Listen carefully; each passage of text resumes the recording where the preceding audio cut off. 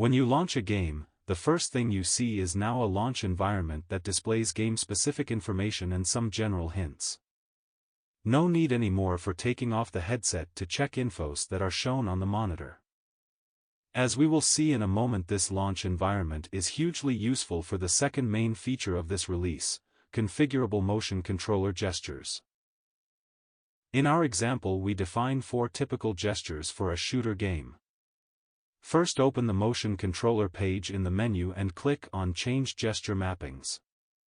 Now choose the gesture to apply from the list of available gestures and click Add to Active.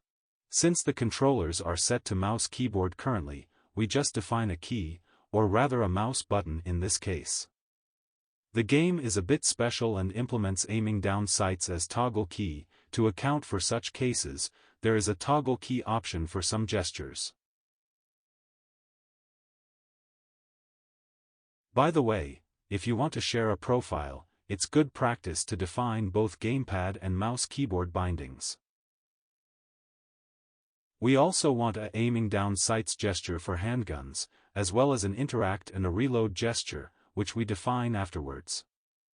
For interact and reload we actually use the same gesture, just on the opposite hand. You can choose a better name if the default name doesn't really fit what you have in mind.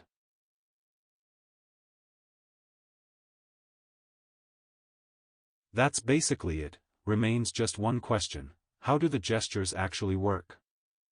That's where the launch environment comes into play again.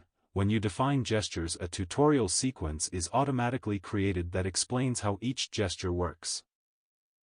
So when you share a profile, others don't have to guess what gestures you defined in your profile.